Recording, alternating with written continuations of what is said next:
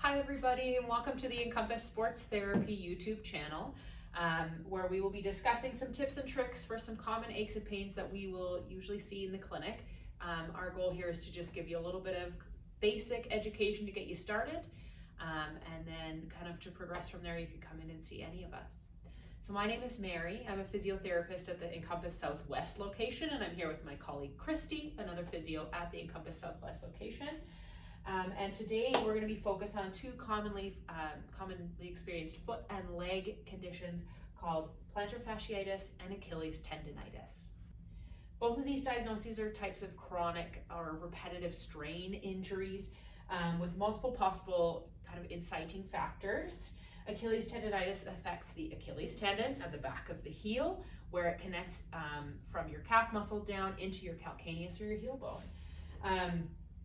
Plantar fasciitis affects the plantar fascia, which is under the bottom of the foot, connecting kind of underneath the heel at the back, and you can feel pain all the way underneath the arch of the foot.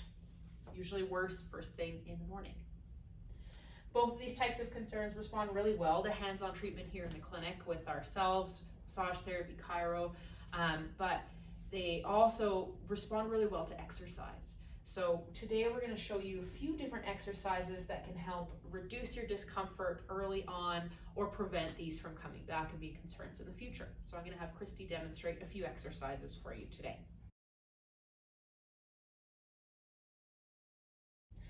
Our first exercise is going to be some stretching. So we're going to stretch out the muscles in the back of the calf, back of the lower leg. Both of these in plantar fasciitis or Achilles tendonitis usually present with tight calves, so these are some ways to mitigate that.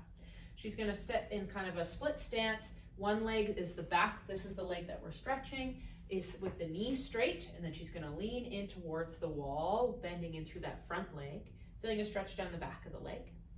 She can also kind of come out of that and bend this back knee and do the same stretch, just to affect a different muscle in the back of the leg. Both of these stretches we'd recommend doing a couple of times and holding for about 20 to 30 seconds.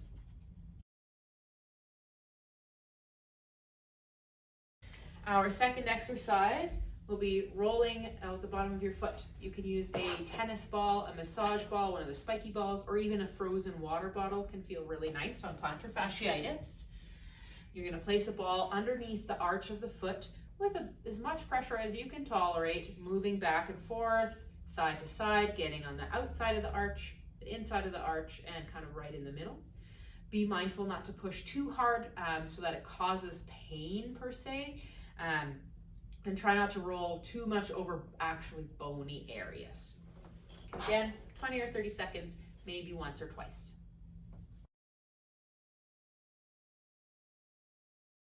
Our third exercise will be a foot scrunching exercise. So anywhere in your home where you have smooth flooring, otherwise you might have to put something down like a book that's slippery. And all you need for this one is a tea towel. With this one, you'll place your heel at the back of the towel, and then using all 5 toes, try and scrunch up the towel all the way along to its very end.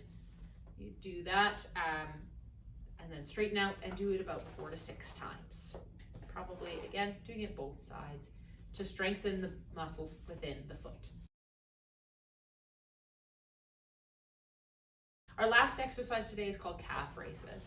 So standing on 2 feet to start, holding onto something for balance. You raise up onto the balls of both feet, hold for a second, and then slowly lower it back down to the floor. This is for strengthening in the calf muscles themselves, and the slow lower can be really important for any kind of tendon issue. It's an important type of strengthening that we utilize. This is something where we would do 8 to 12 reps, 2 to 3 sets. So thanks for joining us today. Like we said, these exercises are just something to get you started on your journey to recovery. But if you have any questions, you find yourself suffering from an increase in your pain, or you want some ways to progress these exercises, connect with your friendly physiotherapist or other staff member at Encompass Sports Therapy so that we can get the best program and treatment options for you. Thank you so much for joining us.